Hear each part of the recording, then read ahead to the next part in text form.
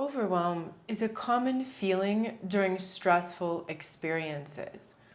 Overwhelm is usually a result of feeling overpowered by intense internal feelings and stressful external factors. You might even be noticing that you're feeling extra overwhelmed right now. In this video, I want to talk about what is overwhelm, what kinds of things could be causing that feeling of overwhelm in your life, and then I'm going to give you a 4-step plan for dealing with the overwhelm.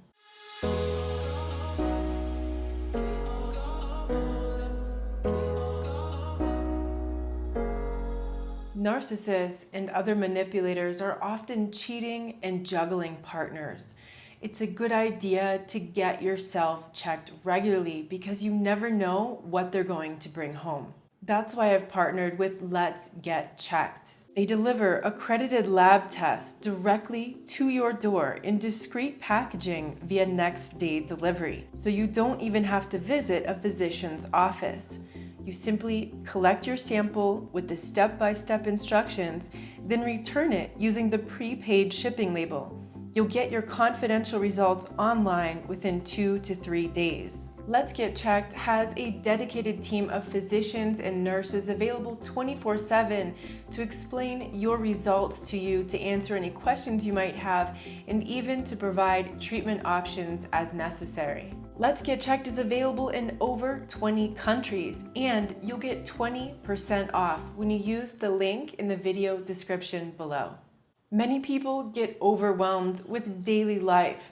That's usually a result of taking on too many commitments, of having too many demands, of simply living busy life, which is so normalized nowadays. Right now, a lot of those demands and commitments might be gone, but they've been replaced with a very stressful global situation, with information bombardment, with homeschooling children, working from home responsibilities, and probably even financial concerns. You might also relate to the feeling of overwhelm when you just find out about narcissistic abuse and you realize how much there is to learn about it and how much work you need to do to get yourself healthy again. Overwhelm can be caused by letting things get out of hand. Maybe you've ever let your house get really messy and it got to the point where you didn't even know where to start. You didn't know what to do first, so you just kind of wanted to give up and do nothing. That can also happen if you gain a lot of weight and then all of a sudden you have all this weight gain. You don't even know where to start or how to get back to your usual weight. Maybe you need to move. Maybe you haven't moved in a while. You've accumulated a lot of stuff. Maybe you don't even know where you're going to be moving at. So all of that plan could be causing an overwhelm. Overwhelm often feels like you just don't know where to start. Like there's just so much. You don't know how to start moving forward from there. Overwhelm could also be caused by perfectionism. Now, that could be self-imposed or that could be imposed by others, by your family, your partner, your job, some other situation in your life. The overwhelm can cause feelings of paralysis and crushing anxiety because everything can feel out of control, things can feel chaotic, and maybe you just don't know what to do. So now I want to give you a 4-step plan for dealing with the overwhelm. You can apply this in almost any part of your life where you're feeling overwhelmed. Number 1, problems. Here's where you need to write a list of the 3 to 5 main concerns, main issues, main worries, main challenges, main problems in your life right now. No particular order, just write them down. Maybe you have more than 5 at this point. That's probably pretty likely because of all the chaos and things that are going on. So just write those down in no particular order. Number 2, perspective. Now you need to step away from the list of the problems, from any situations, from dealing with any kind of stressful thing going on. You need to step away from all of that and do something else to clear your head, to stop thinking about it for a minute. Number 3, prioritize. This is where you're going to start to put that list of problems and issues and struggles and concerns into a list of priorities by asking yourself some questions. Questions like, what really matters. So looking at each one of those problems, it's a great idea to write this stuff down. What really matters in that situation for each one of those problems, and just free flow writing on that paper. What most matters? What's most important? And then ask yourself, what is most important right now? So maybe some of the things that are very important are kind of more of a long-term thing. Long-term, maybe even meaning a few months down the road right now. Because of the chaotic situation, most of us are going to be very focused in the moment, and maybe over the next month, maybe the next 2 months, it's going to be very difficult to see too far in the future because things are changing so quickly. Then, for each one of those problems, challenges, worries, situations, ask yourself, what's most stressing you out about that problem or that issue right now? Then ask yourself, does that really matter? So that's a yes or a no answer. So you've written down what most is stressing you out about that, and does it really matter? Now, sometimes things do matter, and no wonder we're worried and stressed out about them because we need to deal with them. Sometimes we can let ourselves get so stressed out about things that don't matter. You know, like dealing with internet trolls. Does that really matter? No, it doesn't. So if that's something that you want to put on that list of, no, actually it doesn't matter, I'm not going to spend 5 hours a day putting in their place all these people on Twitter, which is crawling with trolls and basically the cesspool of this planet. If it does matter, then it is a priority. So for each of those priorities, there's probably 3 general categories. The first category is deal with it, meaning you need to deal with it in some kind of way. The second category might be you need to let go of something related to that, some part of that that's no longer important, some part of that you're holding on to when really you should be focused on something else in order to move that priority forward in your life. And the third option is outsourcing. So if something on that list of things you really shouldn't be dealing with yourself, if it's something that you could be outsourcing, that you could afford to pay someone to handle that for you, to take that off your plate and relieve some of that stress for you, then that goes into the category of outsourcing.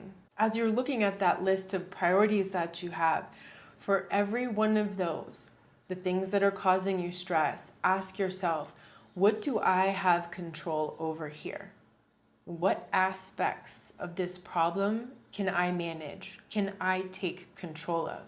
That's going to start to bring the power back to you. Number 4, plan of action. This is where you're going to set new boundaries according to your new priorities. So this is when it's a good idea to take out your calendar, whether it's digital or you prefer one on paper, to get out that calendar and chunk blocks of time for each activity that you need to do to handle each of those problems and issues. Definitely during this highly stressful and overwhelming time, allow yourself extra time. Like you might think, I'll get that done in 2 hours. That's very easy. But because of all this stuff going on in the background, you might notice it takes you longer to get things done than it normally did before. So my suggestion is to build in extra time so that you're not like running late and then you're just adding more stress to that. So give yourself extra time if need be. If you finish a half an hour early, that's a great time to do some relaxation, some meditation, some stretching, some light exercise at home. Be sure to build in extra time for self-care as well during this time. That's very, very important. And of course, delegate carefully where you can.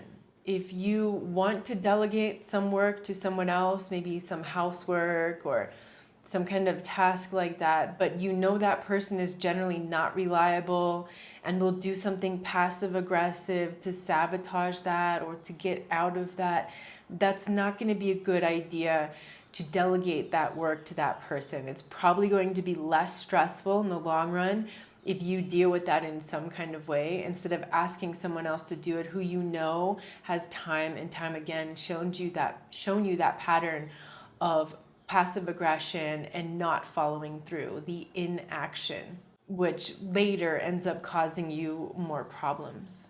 So the most important thing to remember is that you are the administrator and the boss of your life. So when things are overwhelming, you have got to deal with that. You've got to grab it by the horns, put in this plan of action, and get that stuff done so you can relieve some of that stress, you can feel less overwhelmed, and so that you can keep managing all of the new chaos that's going to keep coming up. Because when you're at your limit, you're not going to be able to deal with anything else coming at you. And I guarantee there's going to be more coming at you. So deal with it, get yourself organized, get those priorities organized, get very clear about what those are and about what you can do to move those things forward. You know, some of the issues and the problems that we have, you're going to take a good look at that and you're going to realize there's nothing you can do about that. You know, so that's going to be one of those situations that you're just going to have to let go. You're going to have to let go of your desire to control that, your desire to have a certain outcome, your desire for things to be how they are, and work on that letting go process. That may not be immediate. You know, it might be a simple thing. It might be a very simple thing you can just let go. It might be a much more complex emotional experience of grieving that you actually need to work through over time to let it go. So if you didn't hear that podcast episode I did a few weeks ago on the grieving, on things that you can do to help yourself get through this challenging time, the link to the podcast on several different platforms is in the video description below. You can check that out, and I really hope that it helps you to find some peace, to help you work through the intense emotional experiences that everyone is going through at this time. I'm sending you a big hug.